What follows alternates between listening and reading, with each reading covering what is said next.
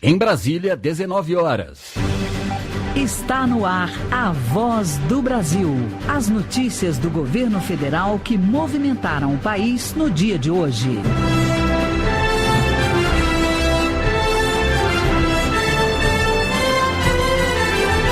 Boa noite. Boa noite para você que nos acompanha em todo o país. Quarta-feira, 25 de janeiro de 2017. E vamos ao destaque do dia. Ministério da Saúde vai reforçar estoques da vacina contra a febre amarela, distribuindo mais 11 milhões de doses. Wabi Kalil. O estoque de vacinas disponível é suficiente para atender a demanda de todo o país no momento. Daqui a pouco eu volto com mais detalhes. E você também vai ouvir na Voz do Brasil de hoje. No segundo dia de inscrições para o SISU, milhões de estudantes se candidatam a vagas em universidades públicas. Com a presença dos militares nas ruas de Natal, transporte público volta à normalidade. Inovativa Brasil. As inscrições estão abertas e vamos mostrar empreendedores como Marcelo Cruz, que fez uma boa ideia se transformar em dinheiro. Foi sensacional porque a gente fez muitas parcerias boas para o resto da vida. Hoje, na apresentação da Voz do Brasil, Gláucia Gomes e Nazi Brum. E para assistir a gente ao vivo na internet, basta acessar www.voz.gov.br. Para garantir a vacinação da população contra a febre amarela, o Ministério da Saúde vai reforçar os estoques com mais de 11 milhões e 500 mil doses. Estas vacinas extras vão ser distribuídas de acordo com a necessidade dos 19 estados, onde a vacina contra a febre amarela faz parte do calendário normal de vacinação. Para saber mais detalhes sobre a distribuição da vacina, a gente conversa ao vivo aqui no estúdio com o repórter Wabi Kalil. Boa noite, Kalil. Boa noite, Gláucia. Boa noite, Nazi. Boa noite a todos os ouvintes da Voz. Na coletiva que acabou agora há pouco, Gláucia, no Ministério da Saúde em Brasília, o diretor do Departamento de Vigilância de Doenças Transmissíveis do Ministério da Saúde, Eduardo Rage, destacou que o Ministério já tem disponibilizado 11 milhões e 500 mil vacinas contra a febre amarela. Deste total, 5 milhões e 500 mil já foram enviadas para os estados e outras 6 milhões já estão disponíveis e o estoque é suficiente para atender a demanda no país neste momento. Temos vacinas hoje suficientes para a situação atual, temos vacina suficiente para as próximas semanas e há ainda capacidade de produção adicional e para qualquer demanda que venha se apresentar nas próximas semanas. Na coletiva também estavam presentes os secretários dos 5 estados em situação de vigilância: Espírito Santo, Bahia, São Paulo, Rio de Janeiro e Minas Gerais. E em Minas Gerais, a secretária de gestão do estado, Márcia Faria, destacou que vem sendo feito no estado, que vem registrando o maior número de casos de febre amarela. A vacina que chega em Minas é automaticamente distribuída aos regionais e, consequentemente, aos municípios. O Estado também está auxiliando os municípios na programação da sua vacinação, enfatizando a necessidade de vacinar a zona rural, principalmente, ajudando na programação, na vacinação casa a casa, na ida são lugares íngremes, lugares de difícil acesso, e também ajudando nesse processo de convencimento de levar a vacina quem realmente precisa mais. Nesse caso, a zona rural e depois a zona urbana. E o Ministério da Saúde também vem acompanhando a situação nos 5 estados. É o que afirmou o secretário executivo do Ministério, o Antônio Nardi. Diariamente, cedo e à tarde, estamos em contato permanente com o Rio, com a Bahia, com o Espírito Santo, com São Paulo e com Minas Gerais. Nossas equipes de campo estão presentes, dando todo o suporte solicitado por esses estados nas notificações, no acompanhamento dos casos, nas investigações. Já foram notificados 438 casos em todo o país. Deste total, 70 casos foram confirmados, 4 descartados e 40 mortes em 68 municípios de Minas Gerais, Espírito Santo, Bahia, São Paulo e Distrito Federal. Gláucia. Obrigada, Calil, pela sua participação com a gente aqui na Voz do Brasil. E a febre amarela é uma doença infecciosa causada por vírus e transmitida por mosquitos. Os sintomas são febre alta, calafrios, cansaço, dor de cabeça, dor nos músculos, náuseas e vômitos por cerca de 3 dias. A maioria dos infectados se recupera bem e adquire imunização permanente contra a febre amarela. Mas sempre é melhor prevenir. Por isso, o Pra Você, Cidadão de hoje traz dicas sobre como evitar a doença. Pra Você, Cidadão. Tomar a vacina é a maneira mais eficaz de prevenir a febre amarela. O calendário nacional de vacinação prevê 2 doses. A primeira aos 9 meses de idade e a segunda aos 4 anos. Todas as pessoas que moram ou vão viajar para uma área com risco de febre amarela devem se vacinar. Então, se você não tomou quando criança ou perdeu o cartão de vacinação e não sabe se tomou, deve começar a imunização. Tome agora a primeira dose e tome o reforço daqui a 10 anos. O Ministério da Saúde está atualizando constantemente o mapa de recomendação da vacina. Os estados que estão fora da área recomendada são Ceará, Rio Grande do Norte, Paraíba, Pernambuco, Alagoas, Sergipe e Rio de Janeiro.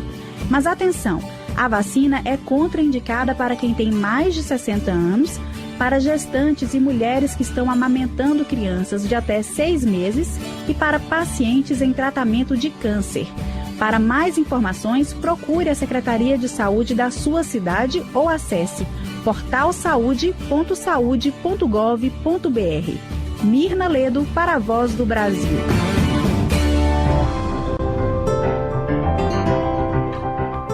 As inscrições para o SISU, Sistema de Seleção Unificada, estão abertas e vão até sexta-feira.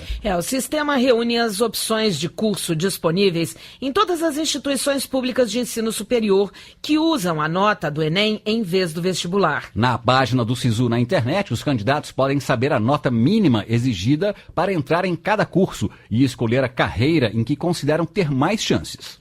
O SISU, o Sistema de Seleção Unificada, oferece neste semestre mais de 238 mil vagas em 131 instituições públicas de educação superior de todo o país. Milena Dias, de 16 anos, que mora no Distrito Federal, já fez a inscrição. Na primeira oportunidade de entrar para a faculdade, a estudante optou pelo curso de Serviço Social na Universidade de Brasília como primeira opção. E logo na primeira prévia, uma boa notícia. Estava em primeiro lugar entre as 3 vagas para o sistema de cota que ela escolheu. Eu estou concorrendo para 3 cotas, que são as cotas para um salário mínimo e meio, renda per capita, né, por família ou abaixo, cotas para preto, pardo ou índio e também para as cotas de escola pública. E vai ajudar bastante. No site do SISU, os candidatos podem consultar as vagas disponíveis, pesquisar as instituições e os cursos existentes.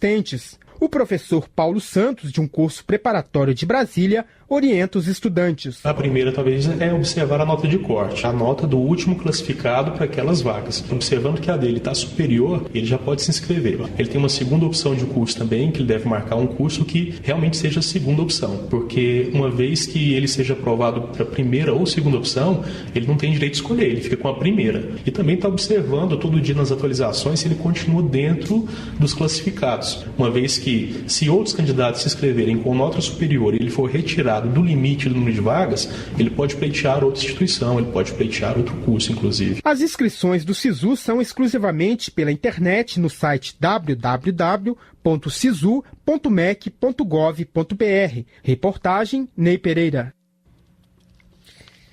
E até a 13h de hoje, o SISU recebeu mais de 1.700.000 inscritos e computou mais de 3 milhões de inscrições que cada candidato pode escolher até 2 opções de curso. De acordo com o edital, o sistema de seleção é acessível apenas aos candidatos que concluíram o ensino médio e prestaram o Enem, tendo obtido nota maior que 0 na redação. Segundo o Ministério da Educação, foram relatadas dificuldades de acesso ao sistema por alguns candidatos hoje, dificuldades que estão sendo resolvidas. A previsão é que até o fim do dia o sistema volte à normalidade. O Ministério também informou que não haverá prejuízo a nenhum candidato e que qualquer dúvida basta ligar de graça para o 0800 61 61 61.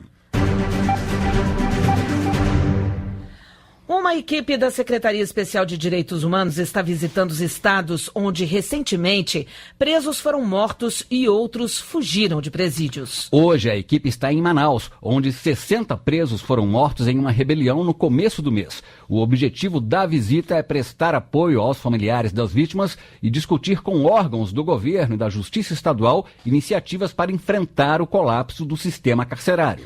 Ações como um mutirão carcerário realizado pela Defensoria Pública, que já conseguiu libertar 434 pessoas que não deveriam estar na cadeia.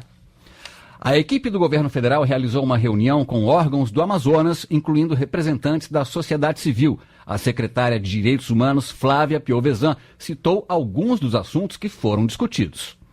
Em todo o estado da Amazônia há 63 agentes penitenciários apenas, e somente 16 no exercício das suas funções. É fundamental que haja concursos aí para que haja um pessoal técnico especializado capaz aí de permitir o fortalecimento dessas políticas públicas. E, ademais, também rever aí a temática da terceirização, esse sistema de cogestão. É um momento dramático em que o Brasil clama por respostas e eu vejo com esperança que esse estado de coisas possa nos ensinar e desse estado de coisas possamos extrair lições preciosas para o refinamento, o fortalecimento de políticas públicas. Os estados de Roraima e do Rio Grande do Norte também vão ser visitados nas próximas semanas. E o Comando das Forças Armadas informou hoje que os ônibus já voltaram à normalidade na região metropolitana de Natal.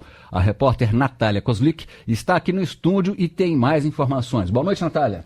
Boa noite, Gláucia, Nazi, boa noite aos ouvintes. Olha, segundo o Ministério da Defesa, a partir de hoje não houve nenhum registro de ataque ao patrimônio público ou privado na região metropolitana de Natal, no Rio Grande do Norte.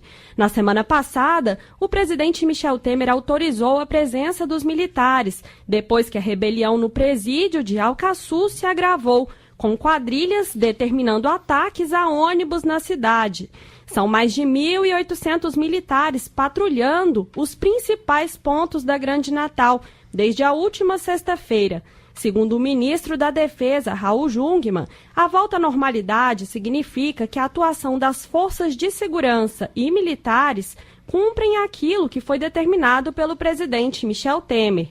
E ainda de acordo com o ministro, pelas informações recebidas do comando da operação, a população potiguar já percebe a sensação de segurança. Isso é o resultado do empenho de todos os militares envolvidos nesta ação. Nazi. Obrigado, Natália, pela participação ao vivo aqui na Voz do Brasil. 19h13 no horário brasileiro de verão. Se você tem aquele espírito empreendedor e uma boa ideia que pode gerar lucro, é bom ficar atento. Daqui a pouquinho, a Voz do Brasil vai mostrar como se inscrever num programa que pode dar um empurrãozinho no seu negócio. O Brasil passa por um momento de desafios na economia. Mais uma vez no ano passado, o caixa do governo fechou com saldo negativo e, com isso, a dívida pública federal cresceu. A Secretaria do Tesouro Nacional divulgou hoje esse resultado. Apesar do aumento da dívida, o valor ficou dentro do esperado, segundo o Ministério da Fazenda. Para um país se financiar, recolhe impostos, mas nem sempre os tributos são suficientes para cobrir as despesas. Por conta disso, são buscados recursos no mercado por meio da venda de títulos públicos, que funcionam como um cheque pré-datado. Ou seja, o desconto ocorre no futuro, mas o governo leva a mercadoria na hora, com uma injeção imediata de dinheiro na economia. Estes financiamentos formam a chamada dívida pública. Em 2016, essa dívida chegou a 3.113 bilhões de reais, o que representa um aumento de 11,5% em relação a 2015. A secretária do Tesouro Nacional, Ana Paula Vescovi, avaliou como positiva a gestão da da dívida pública. O Brasil vai recuperar o seu grau de investimento, o Brasil vai voltar a uma trajetória, primeiro, de estabilidade da dívida pública geral, do governo geral como um todo, e posteriormente a uma volta do declínio desse percentual de dívida PIB. De acordo com o Ministério da Fazenda, o aumento da dívida pública no ano passado em relação a 2015 ocorreu por conta do refinanciamento de quase 100% dos títulos que venceram, além do pagamento de juros. Reportagem Paulo La Salve. Dar à gestante a chance de escolher, se possível, o parto natural e humanizado. Essa é a ideia da Rede Cegonha, um programa criado pelo governo federal em 2011. De lá para cá, aumentou o acesso das mulheres grávidas, não só à informação, como também ao acompanhamento em todas as etapas da gestação e nascimento do bebê. Isso significa mais tranquilidade para as mamães e saúde para os bebês. A reportagem é de Alessandra Bastos. Com 39 semanas de gravidez, a brasiliense Camila Alencar está a poucos dias da chegada de João Daniel, seu primeiro filho. E Camila decidiu tentar o parto normal. As mulheres são horrorizadas com o parto normal, desencorajadas, e aí optam pela comodidade da cesariana, que é marcada, mas na verdade é uma cirurgia de médio porte. E aí, baseado nas informações, eu decidi pelo parto natural. Poder escolher o tipo de parto, quando possível, é o lema da Rede Cegonha, criada há 5 anos pelo Ministério da Saúde. A ideia é incentivar o parto normal humanizado, com pré-natal, pós-parto e assistência à mãe e à criança até os 2 anos de idade.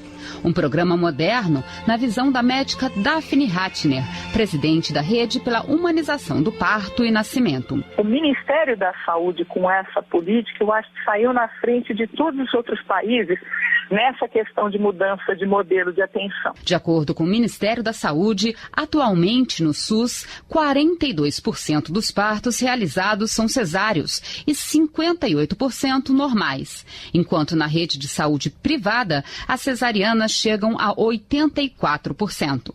A recomendação do Ministério é priorizar o parto normal por oferecer menos risco e trauma para a mãe e para o bebê.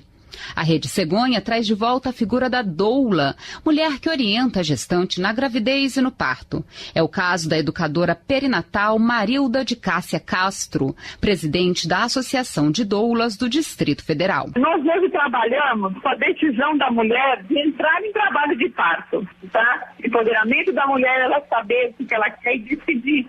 Quando ela decide, a gente respeita. A futura mamãe Camila optou pela companhia de uma doula. Ela já vem me orientando sobre exercícios que eu tenho que fazer antes do parto, sobre a sociedade da espera. E aí, na hora do parto, eu acho que vai ser fundamental a participação dela. 1 ano depois de criada a Rede Cegonha, já haviam sido realizadas mais de 18 milhões de consultas pré-natais pelo SUS. E 3 anos depois, a rede já estava presente em 5.488 cidades brasileiras. Reportagem Alessandra Bastos.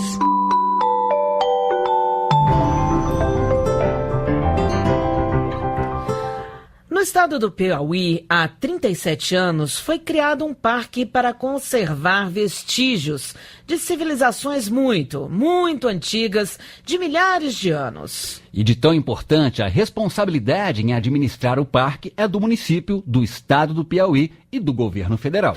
Hoje, o ministro da Cultura, Roberto Freire, foi à Serra da Capivara assinar o acordo de cooperação para a gestão compartilhada do parque. A repórter Thaísa Dias acompanhou e tem os detalhes. O Parque Nacional da Serra da Capivara é o maior registro da pré-história do Brasil. São 400 sítios arqueológicos em 129 mil hectares. O território entre as serras, vales e planície no meio da Caatinga é tão rico que ganhou da Unesco o título de Patrimônio Mundial. Atualmente, o parque é administrado pelo Instituto Chico Mendes de Conservação da Biodiversidade, o ICMBio.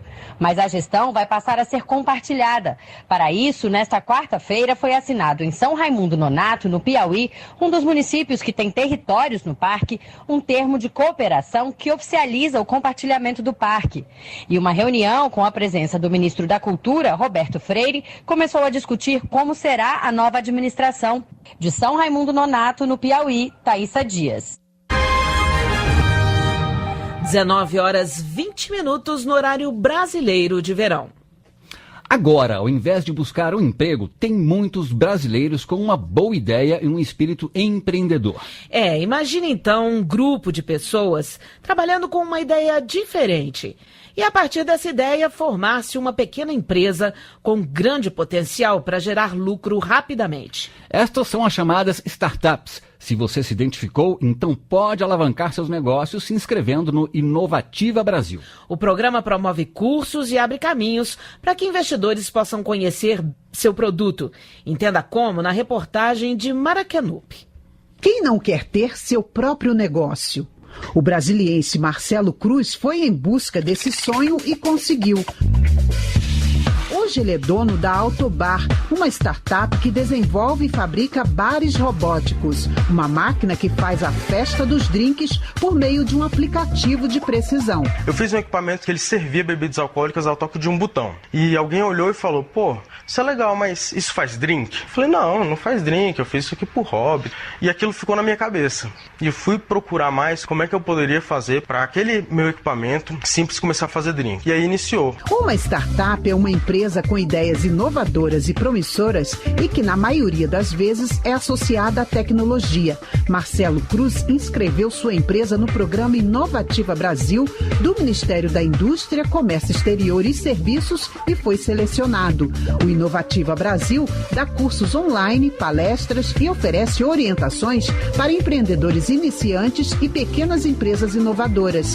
Marcelo participou de tudo e foi de graça. Para mim, ver que tem várias outras startups também lutando para crescer, lutando no mercado, que enfrentam os mesmos problemas e mesmas dificuldades que a gente enfrenta. E para a empresa foi sensacional porque a gente fez muitas parcerias boas para o resto da vida. Agora o programa está com inscrições abertas para novas ideias. São 300 vagas para capacitação, mentoria e possíveis contatos com investidores, como explica o secretário substituto de Inovação e Novos Negócios do Ministério da Indústria, Comércio Exterior e Serviços, Igor Manhães. Nós estamos procurando startups que tenham uma tecnologia, que tenham um modelo de negócio inovador, que precisam de ajuda no processo de aceleração até fazer a conexão com investidores, com grandes empresas. Quem tem o sonho de alavancar algum projeto de inovação, basta acessar o site oficial e se candidatar. O endereço eletrônico é www.inovativabrasil.com.br. As inscrições terminam em 20 de fevereiro. Reportagem Maracanup.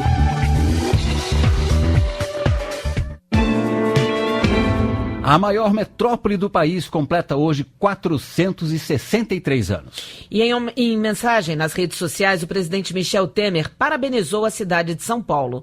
Disse que é paulista, nascido no interior, mas paulistano de coração. Tenho orgulho desta grande capital, desta grande cidade, do seu povo, não é? De várias raças que ajudaram a não só afundar, mas a crescer, a fazer crescer, desenvolver cada vez mais a capital do estado de São Paulo. Portanto, neste dia do aniversário, eu dou um grande abraço à cidade de São Paulo e desejo mais uma vez o sucesso que os paulistanos sempre tiveram na sua cidade e no país. A Força Aérea Brasileira já transportou 190 órgãos para transplantes em 2016 e neste ano continua a todo vapor. Nos 14 primeiros dias do ano já realizou 16 traslados de órgãos para salvar vidas. E essas foram as notícias do governo federal. Uma realização da Secretaria de Comunicação da Presidência da República. Com produção da empresa Brasil de Comunicação. Fique agora com o Minuto do TCU e em seguida as notícias do Poder Judiciário e do Congresso Nacional. Boa noite. Boa noite para você e até amanhã.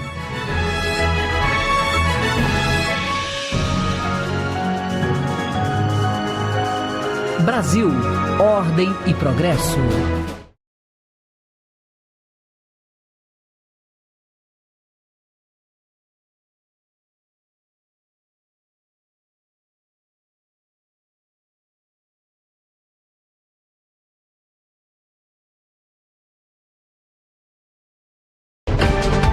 Minuto do TCU. O presidente do TCU, ministro Raimundo Carreiro, determinou que as ações do Tribunal de Contas da União devem buscar 3 grandes objetivos: induzir a eficiência estatal, promover a transparência pública e fortalecer o combate à corrupção. As medidas foram confirmadas pelo plenário do TCU na última quarta-feira, na primeira sessão do ano.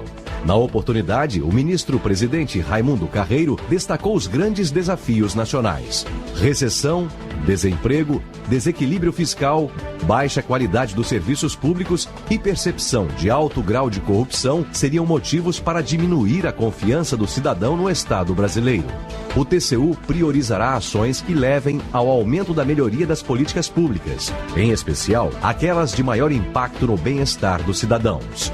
TCU, fiscalização a serviço da sociedade.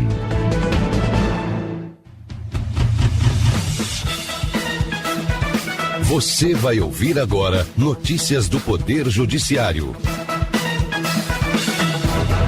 Procuradoria-Geral da República pede que Supremo Tribunal Federal arquive inquérito contra o senador Lindbergh Farias. Informações sobre presença ou não de glúten é suficiente para orientar pessoas com intolerância. Funcionária que limpava banheiros de banco deve receber adicional de insalubridade. Agora em Brasília, 7h25. Boa noite, eu sou Uliana Gomes. E eu sou o Arthur Filho.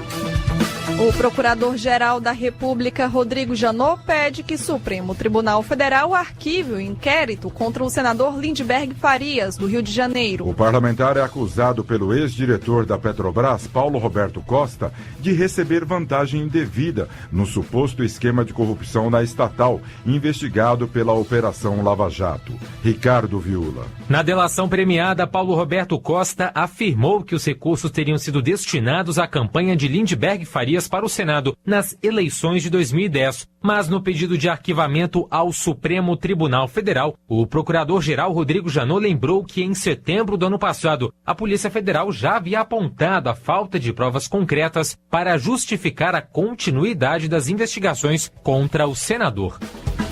E termina na próxima quarta-feira, dia 1º de fevereiro, o prazo para inscrições dos interessados em participar como expositores da audiência pública no Supremo Tribunal Federal, que vai discutir dispositivos do Marco Civil da Internet e a possibilidade de bloqueio do aplicativo WhatsApp por decisão judicial. Especialistas interessados em participar da audiência podem obter mais informações para inscrição no site do Supremo Tribunal Federal: www.stf.jus.br.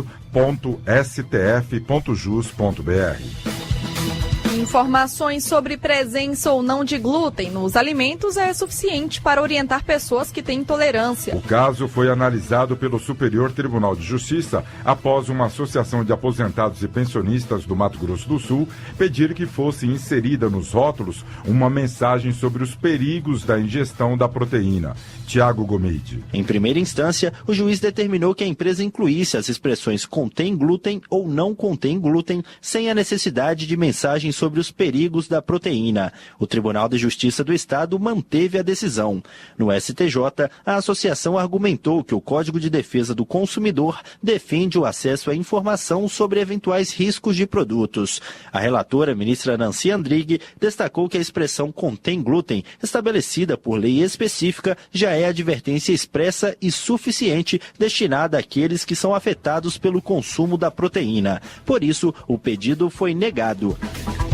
Funcionária da limpeza deve receber adicional de insalubridade de 40%, o grau máximo. A decisão é da Justiça do Trabalho em Campinas, em São Paulo. Carlos Ribeiro. A funcionária era contratada por empresa prestadora de serviços para limpeza de banheiros de um banco. Os julgadores entenderam que a faxineira não limpava apenas banheiros dos funcionários, e sim banheiros públicos em contato com produtos químicos nocivos à saúde, sem uso de equipamentos de proteção individual. Por isso, a empresa e o banco foram condenados a pagar o adicional de insalubridade.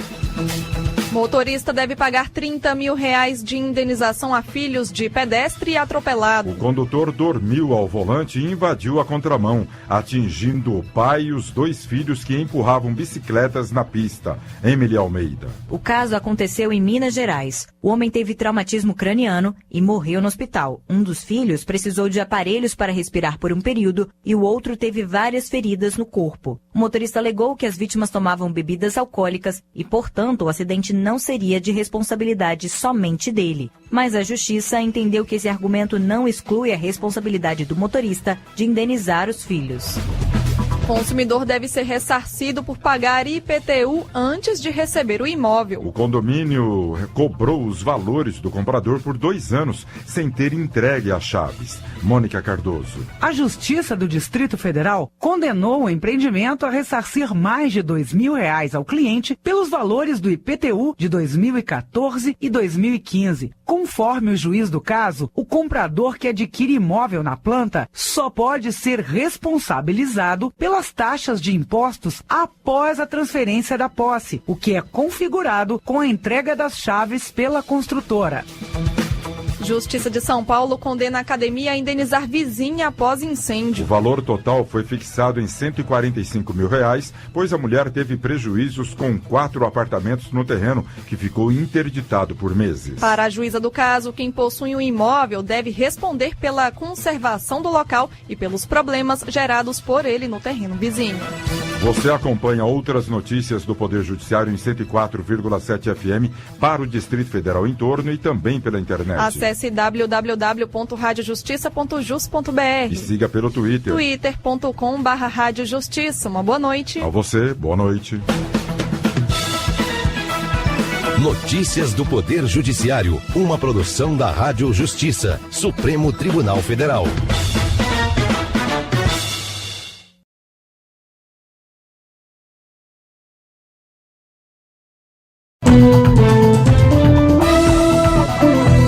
Está no ar, o Jornal do Senado. Armando Monteiro afirma que redução do desemprego virá apenas com a retomada da atividade econômica. O projeto pode estender mecanismo da logística reversa aos medicamentos. Sugestão de jovens senadores prevê comprovação de origem legal de madeira em editais de licitação. Estes são os destaques de hoje do Jornal do Senado, que começa agora. Boa noite. Boa noite. As empresas em dificuldade financeira podem aderir ao Programa de Proteção ao Emprego para renegociar a jornada de trabalho e a redução do salário dos trabalhadores. Senadores avaliam que o programa é necessário em função da situação econômica e do desemprego, mas o ideal seria recolocar a economia no caminho do crescimento. Repórter Floriano Filho. O desemprego oficial no Brasil está em cerca de 12%, mas a taxa ampliada, que inclui quem faz bico por falta de opção ou desistiu de procurar trabalho, chega a mais de 20%. Os sinais leves de recuperação econômica ainda não são suficientes para evitar o fechamento de muitas empresas. Várias lutam para sobreviver. O governo editou em dezembro a medida provisória do programa Seguro Emprego. Ele permite que as empresas inscritas negociem com os trabalhadores a redução na jornada de trabalho e do salário. O governo compensa metade do corte salarial. O senador Lazier Martins, do Rio Grande do Sul, afirmou que, diante das circunstâncias, o programa é necessário. As empresas estão desempregando, estão produzindo menos, estão faturando menos. Nós não podemos perder de vista que as empresas são fundamentais para a economia do país.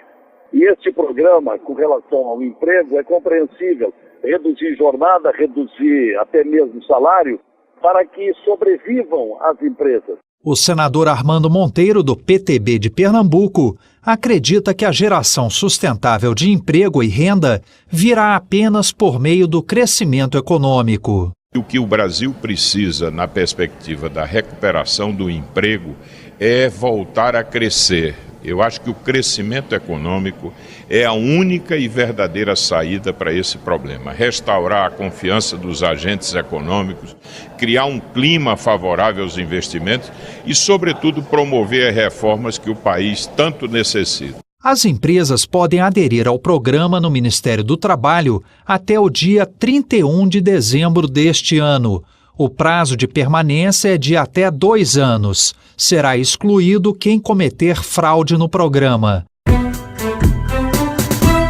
E amanhã entra em vigor a Lei do Salão Parceiro, que permite a contratação de profissionais de beleza como barbeiros, esteticistas, manicures e depiladores em regime de parceria, sem a assinatura da carteira de trabalho. A meta é diminuir a informalidade no setor, já que esse tipo de prática é comum nos salões de beleza e centros de estética. Repórter Marcela Diniz. Essa modalidade de contrato desobriga o salão de encargos como 13º, previdência e férias, e enquadra o profissional como microempreendedor individual. Muitos salões já funcionam assim e a nova legislação viria com o objetivo de trazer esses autônomos para o mercado formal, como argumentou a relatora do projeto que deu origem à lei, senadora Marta Suplicy, do PMDB de São Paulo. Nós não estamos inventando nada. Os salões de beleza já funcionam assim. O cliente paga ao salão e o salão dá 70%, 60%, 40%, conforme for para o profissional que exerce aquele serviço. O presidente da Sociedade Brasileira de Salões de Beleza, José Augusto Santos, acredita que a lei trará benefícios para o profissional que hoje atua na informalidade. Ele tem a grande vantagem de ele poder recolher os seus tributos impostos pelo regime do MEI, que é do microempreendedor individual, que ele faturando R$5.000 da parte dele, ele paga somente R$49 por mês desses tributos e da sua previdência social.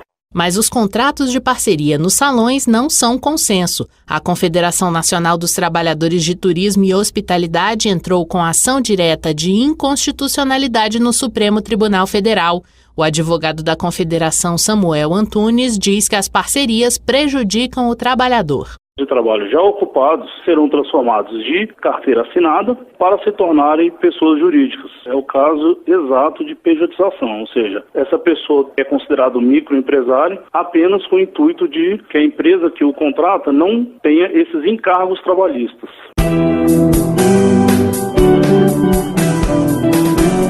Preocupado com a violência no país, que gera a morte de 40 mil pessoas por homicídios, o senador Jorge Viana, do PT do Acre, disse ser preciso fazer algo para devolver à sociedade a tranquilidade necessária. Na opinião dele, esse número revela que o país vive uma guerra surda em que brasileiros matam brasileiros. O Congresso precisa fazer sua parte e votar o novo Código Penal. O Judiciário tem que tomar providências imediatas. É justo cobrar das autoridades, mas o problema da segurança envolve a sociedade inteira, envolve o Judiciário, envolve o Executivo, a União Federal e, é claro, que envolve também os estados. Já o senador Hélio José, do PMDB do Distrito Federal, destacou as leis existentes no país para proteger as crianças, como a Constituição Federal, o Estatuto da Criança e do Adolescente e o Marco Legal da Primeira Infância. Mesmo assim, lamentou ele, a população nessa faixa etária continua sofrendo com problemas como mortalidade e trabalho infantis, questões que exigem maior atenção das autoridades. Podemos afirmar que, em seu conjunto, essas inovações legais passaram a reconhecer a criança como sujeito de direito, reforçando a necessidade de ações e de políticas públicas específicas para esse segmento. Infelizmente, temos ainda muitos desafios a vencer para que essas leis possam um dia corresponder à realidade brasileira.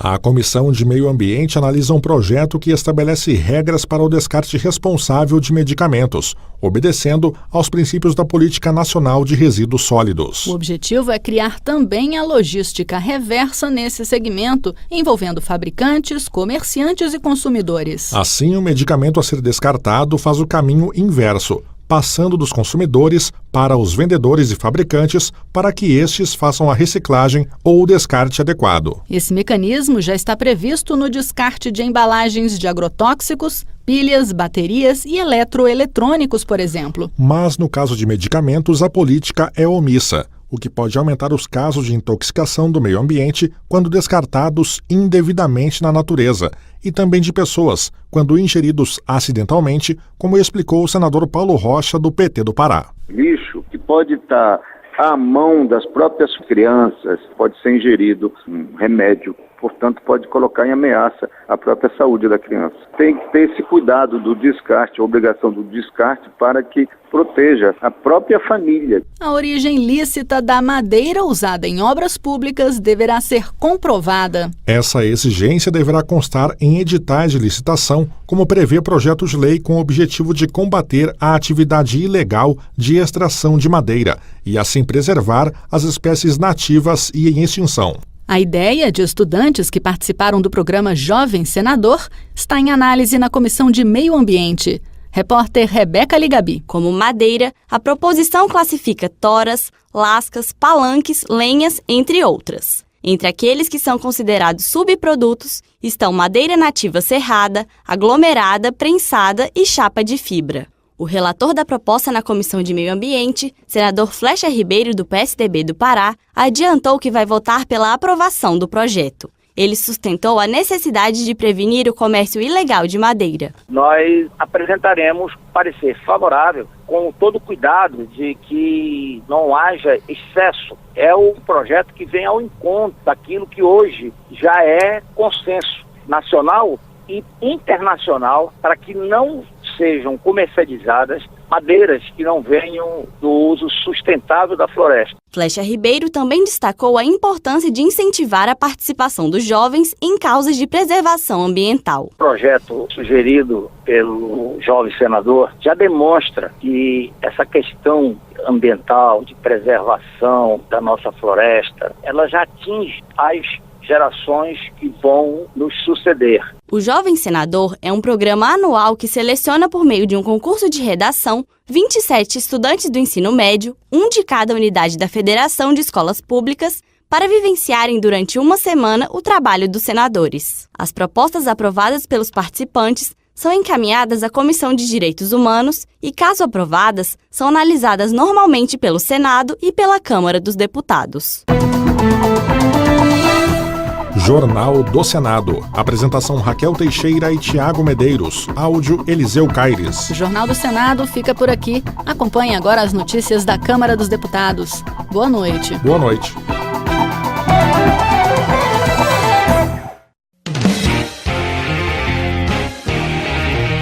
Jornal Câmara dos Deputados. Relator prevê ações rápidas e baratas para reduzir a crise hídrica. Parlamentares propõem mudanças em leis relacionadas à segurança. Deputados apontam medidas para fortalecer a saúde pública no país. Boa noite. Diante da crise pela qual o Brasil passa, Marcos Pestana, do PSDB mineiro, defende maior eficiência nos investimentos em saúde pública. O deputado salienta que muitas prefeituras e governos estaduais estão sem condições de investir no setor. Para ele, é necessário melhorar a administração dos recursos disponíveis. Vai ter que ter um choque de gestão, seja nos municípios, nos governos estaduais, no Ministério da Saúde, nas Santas Casas. Nós vamos ter que ter uma agenda de eficiência. Nós vamos precisar fazer mais e melhor com cada real. Então esse é um brutal desafio. Quando o país retomar o desenvolvimento e recuperar seu reequilíbrio fiscal, vai ser possível investir mais. Mas nesse momento de crise fiscal, cada gestor tem que ter uma preocupação de modernizar criatividade e eficiência para fazer mais e melhor com cada real. Marcos Pestana lembra que Minas Gerais, Rio Grande do Sul e Rio de Janeiro já decretaram calamidade financeira. Na avaliação dele, se não houver uma fiscalização eficiente dos gastos públicos, a saúde pública corre um grande risco de falir. Em 2016, foi sancionada a lei que autoriza o uso da substância fosfoetanolamina sintética por pacientes diagnosticados com tumores malignos. No entanto, o Supremo Tribunal Federal suspendeu a aplicação da lei por considerá-la inconstitucional. A Anvisa também não recomenda a distribuição e comercialização da substância por achar que o seu uso pode trazer prejuízos ao paciente. Conceição Sampaio, do PP do Amazonas, ressalta que, embora exista a liminar do Supremo, alguns pacientes conseguem a liberação do uso na Justiça. Para a deputada, o governo federal deve ampliar os investimentos nas pesquisas sobre os reais efeitos da substância que, segundo ela, pode ser um grande passo no combate ao câncer. Podemos sim estar nos dirigindo para grande possibilidade de encontrarmos uma medicação. Hoje é uma substância sintética ainda, mas podemos avançar nessas pesquisas e lá na frente encontrarmos a possibilidade de cura ou de até tornar o câncer uma doença crônica. E é isso que nós queremos, avançar nas pesquisas, lembrar que nós não estamos diante de uma substância sintética que não é tóxica, isso já está comprovado, mas nós precisamos fazer com que os laboratórios nacionais possam produzir essa substância e, de fato, oferecer às pessoas. Conceição Sampaio ressalta que quanto mais pacientes usarem substância, mais pessoas podem ser curadas do câncer. Ao ressaltar a importância dos agentes comunitários de saúde, Jorge Sola, do PT da Bahia, lembra o papel do profissional na implementação do Sistema Único de Saúde, fortalecendo a integração entre os serviços de atenção primária e a comunidade. Segundo Jorge Sola, uma comissão formada na Câmara dos Deputados vai analisar o perfil de atuação dos agentes comunitários de saúde para que seja feita uma atualização de suas funções diante do registro de novos problemas de saúde dos brasileiros. Está na hora de atualizar o perfil profissional dos agentes de saúde. Isso é algo que já passou do momento de ser feito e para nós vai ser uma satisfação participar dessa comissão que vai se debruçar sobre esse assunto. Antes nós tínhamos desnutrição infantil, hoje nós temos obesidade infantil. Nós tínhamos a mortalidade infantil elevada, mas hoje nós temos a mortalidade de adultos jovens com acidentes. As doenças crônicas, hipertensão e diabetes aumentam, as neoplasias, as câncer. Então, mudou muito o perfil epidemiológico. Jorge Sola entende como fundamental a atuação dos agentes comunitários de saúde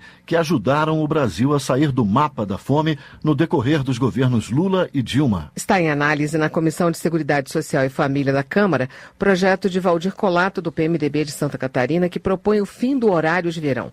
Para o parlamentar, o horário prejudica a saúde das pessoas. Nós fizemos uma audiência pública e que realmente trouxe, através de especialistas, onde nos mostrava que os prejuízos que o horário de verão traz para a saúde é muito maior do que a possível economia de energia que não existe. Isso não representa nem R$1 por pessoa por ano no Brasil, se é que tem essa economia. Isso é 0,008 reais por dia. Então, nós entendemos que isso traz mais males, isso está comprovado pela ciência, pela medicina, do que benefícios. Amparado por pesquisas, o parlamentar avalia que 1 hora a menos de sono por dia leva a diversas doenças. Valdir Colato lista, entre os males, problemas cardíacos, diabetes, hipertensão, além de suicídio por depressão. Direitos Humanos. A Câmara aprovou um projeto que amplia os direitos dos imigrantes e refugiados que vivem no Brasil.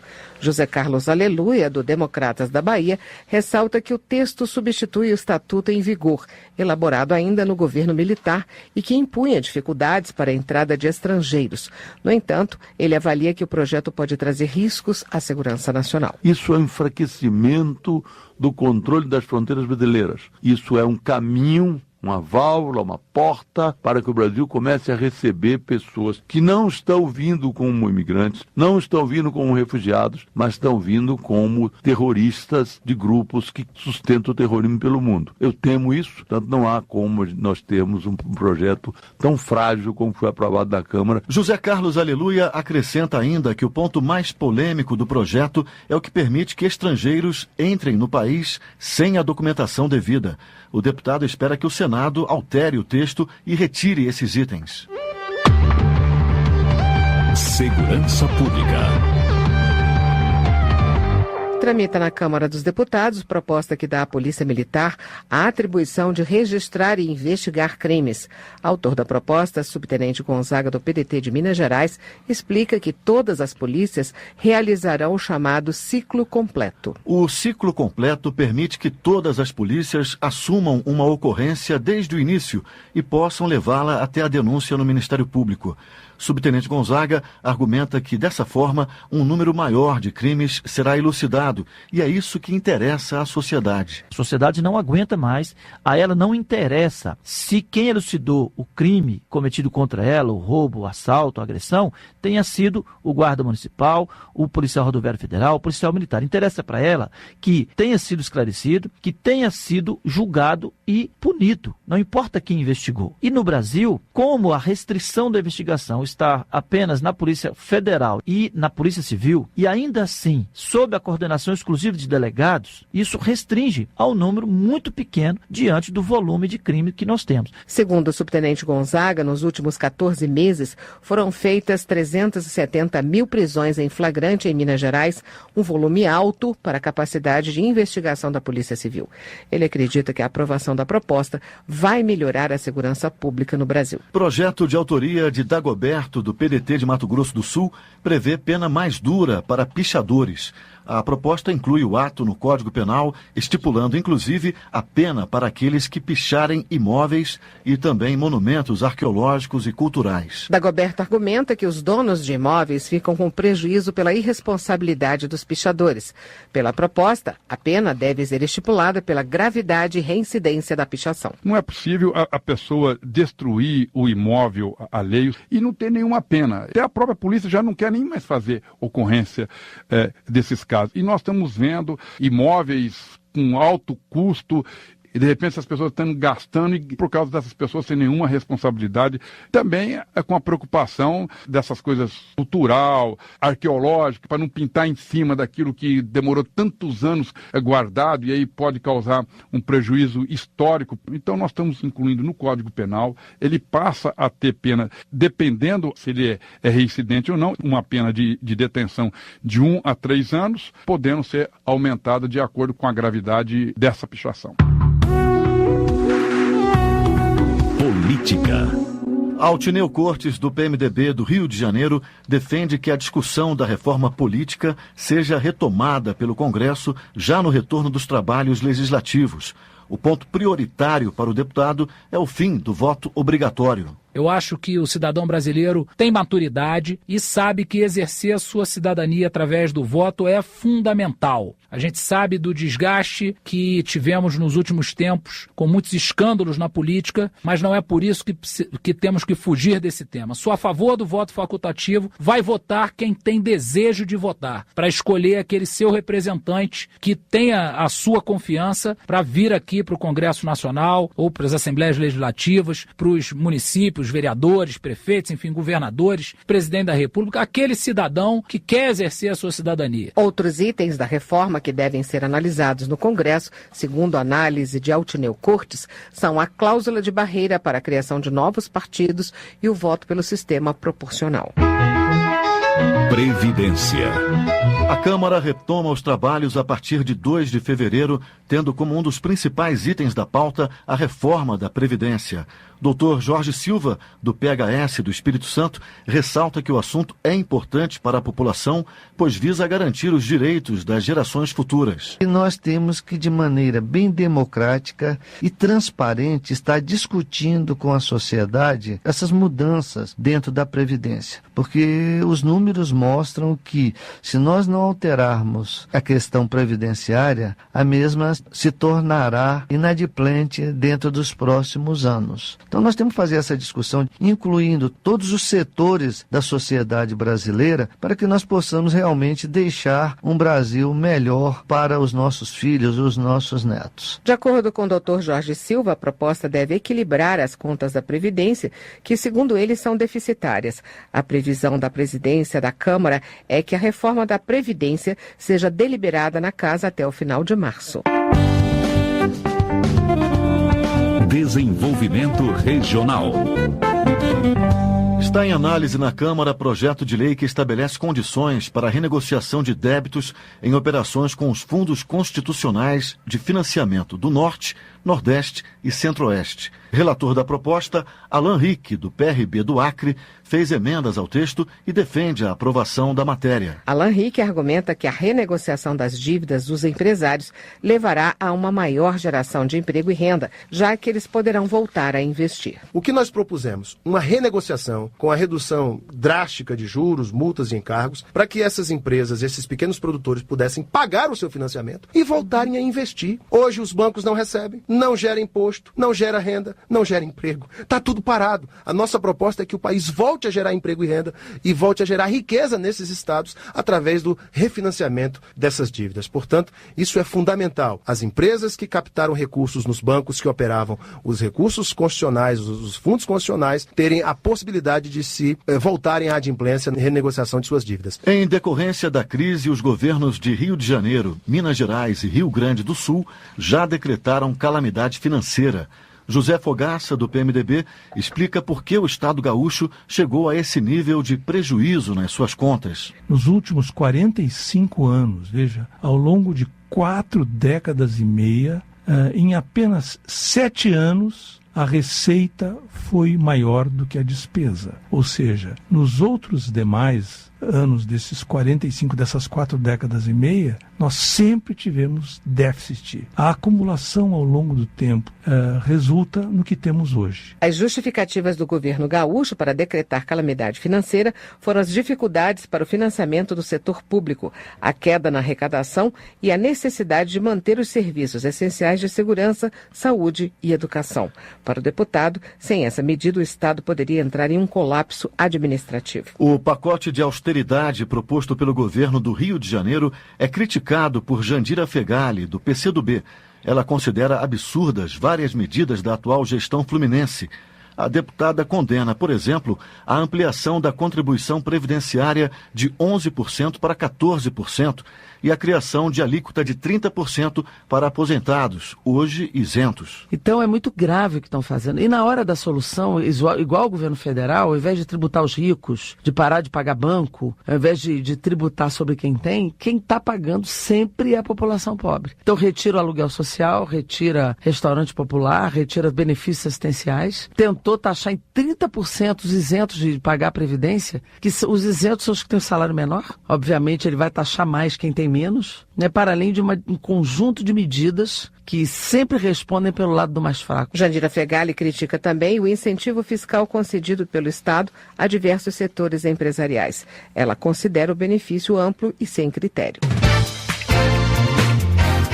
Relator de comissão especial da Câmara prevê crise hídrica duradoura e antecipa pontos do relatório final. Desde abril de 2015, o colegiado discute soluções para reduzir o impacto da escassez de água no país. O relatório final deve ser apresentado em março, como conta a reportagem a seguir. Mesmo considerando as diferenças climáticas do país, o relator deputado Givaldo Vieira, do PT do Espírito Santo, avalia que a crise hídrica é resultado, sobretudo, de desmatamentos, crescimento populacional desordenado nas áreas urbanas e negligência governamental na proteção dos mananciais e na ampliação dos reservatórios. Outros fatores, como o aumento da temperatura global, levam Vieira a prever que a crise não será passageira e vai exigir que a sociedade se adapte à nova realidade de pouca disponibilidade de água em algumas regiões. No relatório final, Givaldo Vieira pretende apontar soluções viáveis, de rápida implementação e relativo baixo custo. Por exemplo, o pagamento por serviços ambientais,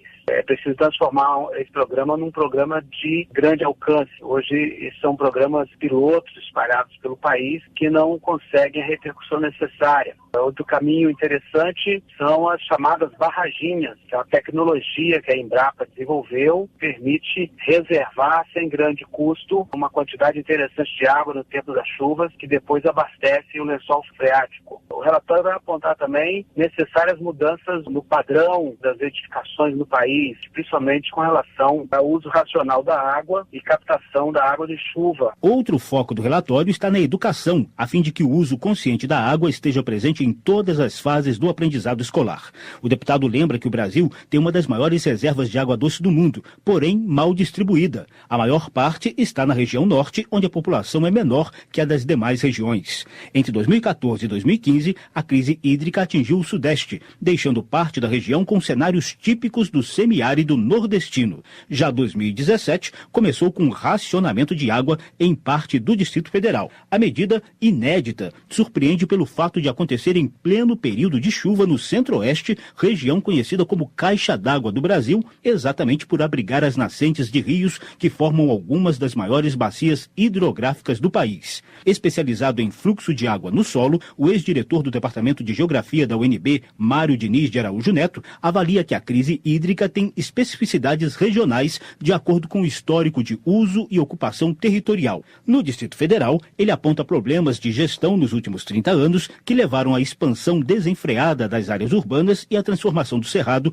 em áreas agrícolas. O atual racionamento recebeu críticas por estar restrito a apenas 14 regiões administrativas abastecidas pela barragem do Rio Descoberto.